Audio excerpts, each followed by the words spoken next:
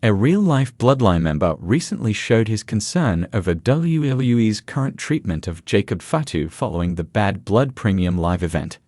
The name in question is The Rock's cousin, Lloyd Anoa'i. Jacob Fatu joined WWE in 2024 and made his on-screen debut in June of this year. The star has already made a huge impact in the Bloodline story, and many believe he will go on to become one of the best in the business. Jacob won the WWE Tag Team Championship in such a short span, and the company has been making him look like an ultimate threat to the locker room. The star is also main eventing major shows as he teamed up with Solo Sikoa to lock horns with Roman Reigns and Cody Rhodes in a tag team match at Bad Blood. During Sportskeeda Wrestling's Bad Blood post-show review, real-life Bloodline member Lloyd Anoa'i said that he believed WWE needed to take things slow with Jacob Fatu. He mentioned that WWE was trying to push Jacob too fast, which might not be good for the longevity of his career. During an edition of his Off the Top podcast, WWE legend Rikishi said that he believed Jacob Fatu was being pushed too fast by the company. The real-life Bloodline member also mentioned that the Triple H-led creative team should give him time to showcase his talent before booking him against big stars like Cody Rhodes. In the world of professional wrestling, the spotlight often shines brightest on those who have carved out a legacy over generations. One of the most powerful families in the business today is the Anoa'i family, known for producing some of the greatest talents in WWE history. The Bloodline saga, a modern story centered around Roman Reigns, the Usos, and Solo Sikoa, has redefined WWE's storytelling in recent years.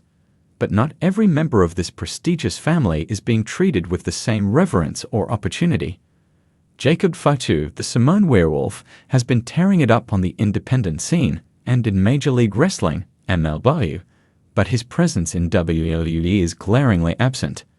Despite his undeniable talent and his family connections, Jacob Fatu remains sidelined from WWE's main roster, a point of contention that has not gone unnoticed by his relatives in the wrestling business. Recently, one of his real-life Bloodline members spoke out, expressing serious concern about WWE's current treatment, or lack thereof, of Jacob Fatu, stating bluntly, "They'll kill him."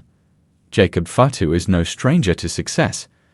The current MLW star has earned a reputation for his agility, ferocity, and ability to deliver captivating matches, often reminding fans of the explosive potential that defined the careers of past Samoan greats like his uncle, the late Yokozuna, and his cousins, Roman Reigns and the Usos.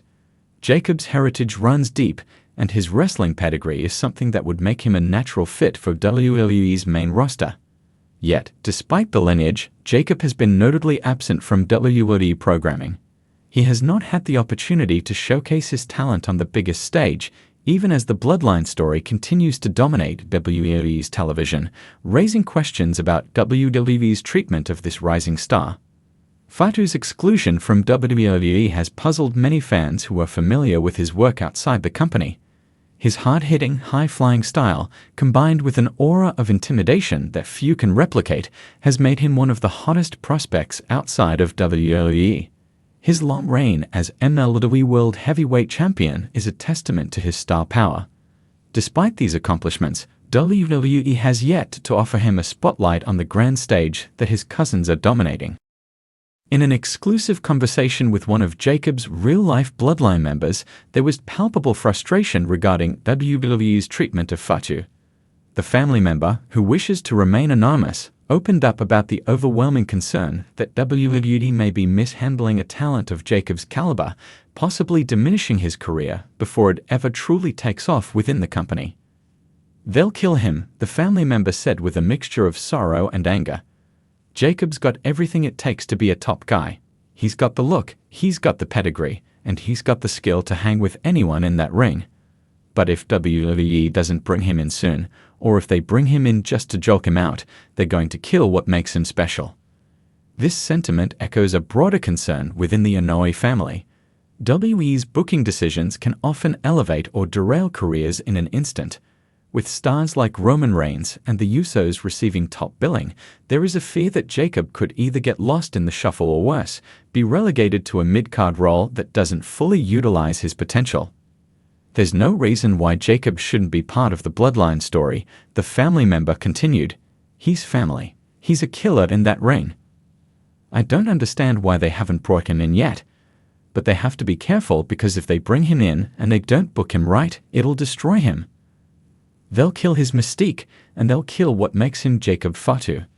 The Bloodline storyline has been one of WWE's most successful arcs in recent memory, built around the family dynamics of the Anoa'i dynasty. Roman Reigns' tribal chief character has become a centerpiece of WWE programming, with Jimmy and Jey Uso playing pivotal roles as his enforcers. Solo Sikoa's introduction only further solidified the storyline's focus on family. The inclusion of Jacob Fatu seems like a natural fit. His intense, feral in-ring style would add a new layer to the Bloodline story, possibly injecting fresh life into a storyline that is now at a crossroads following Jey Uso's recent departure from WWE's SmackDown roster. His absence, however, leaves fans wondering why WWE has not pulled the trigger on bringing in another member of the family who is already established as a dominant force elsewhere. Jacob could have been a perfect foil for someone like Solo or even Roman, the family member mused. Can you imagine the storyline possibilities if Jacob comes in and challenges Roman's authority as the tribal chief? It writes itself. But instead, he's out there killing it on the indies, while WWE keeps ignoring him.